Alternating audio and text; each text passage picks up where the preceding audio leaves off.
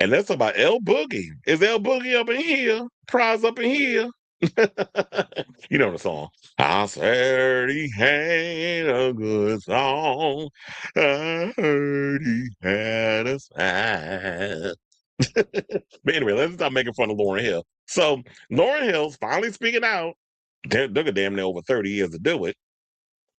Because in 98, it was the last time she released her solo album. And people were wondering, how come we haven't gotten a new album since Miss Education of Lauryn Hill? Which definitely had me wondering too. So, hold on. So yeah, let's get into the tea. So for years, fans have speculated on why Lauryn Hill never released a sophomore studio album after 1998's The Miseducation of Lauryn Hill, a project widely considered as one of the greatest albums ever created. Now the legendary artist herself is stepping into the conversation. Recently, the media platform Frame.World, which I've never even heard of, sparked a discussion online after posting its own suggested explanation for why the X Factor artist never followed up her cult classic debut with another studio effort on Instagram.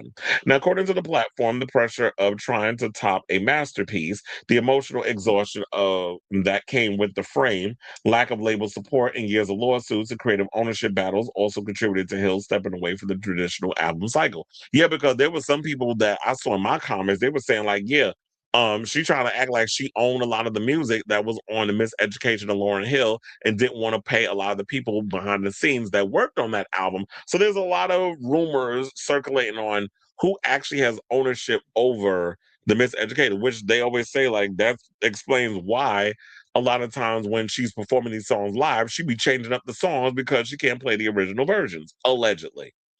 So she said, when you're inspired and decide to be principled, what doesn't get talked about enough is the drain, nor the challenge to find safety so that you can create with integrity. Most see opportunity as dollars only and often exclude the sense. This is what she wrote in the comments.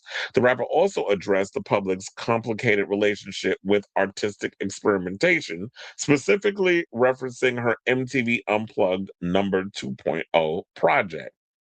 She said, while success can cause greed and begins to degenerate the art of the money. We're people living through all this. These conversations should allow for more nuance.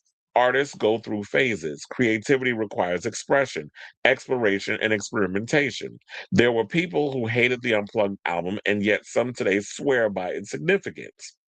The Miseducation of Lauryn Hill became both a cultural and commercial phenomenon, earning Hill 10 Grammy nominations and winning half of those, that's five, in case you're sucking math,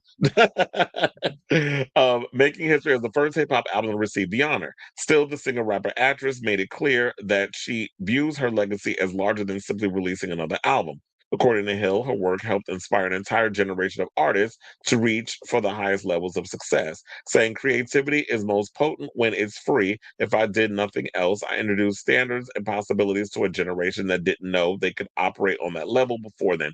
Okay, girl, with all that highfalutin, high deity bullshit. But me getting through all of that, I get what she was saying. What she was saying, like, you know what? It was probably due to the fact that because of the success of the Miseducation of Lauryn Hill, which a lot of people hold that album to a high regard. I believe there's even theses, I don't even know the more plural thesis, that have been done on this album. There are also many conversations that I've seen that still happen, many a blog, many a podcast where they break down this record and talk about like all the things that they pull from the album. So yes, this is a culturally significant record that many people, especially of this current generation, have taken inspiration from the Miseducation of Lauryn Hill. Then I saw people throwing in the comments, "Oh, I'm disappointed because she always be late for the show." I mean, all that live stuff be damned. That's a whole nother conversation for a whole nother day. But I feel like maybe a lot of this stems from the fact that the label wanted another Miseducation record, and it's like I already did that album. I want to be able to stretch and do other things. And maybe the label that she was on didn't want to take that risk. And so there's a lot of conflict that comes with that. And with some artists, what they'll do is okay, well, I'm not going to give y'all another album then. Like, I don't know how many albums she owes in her contract or she needs to put out records or whatever the case is. But if she decided, you know what, I'm no longer going to put out a record because I want to create on my own time, then that's fine. Also, we live in a time now where you could just be completely independent, put out your own music and do it that way. Unless, like I said, she owes money. I mean, owes money. She owes albums from her label. And unless she releases music, yeah, that's going to be tied with the label. And they're going to own all that stuff. And she can't just do things on her own accord unless they release her from her contract and she goes independent.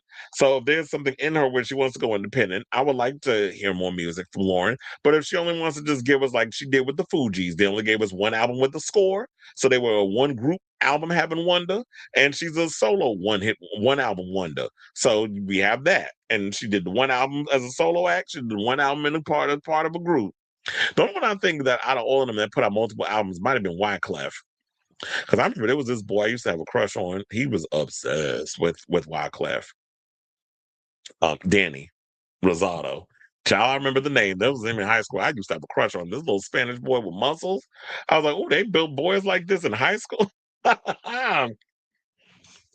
I used to be all up on that, and I didn't even give a fuck. He had a baby mama. But anyway, that's a whole nother conversation for a whole nother day. Let me not get back into my Horace high school days. But yeah, anyway, so shout out to you, Lauryn.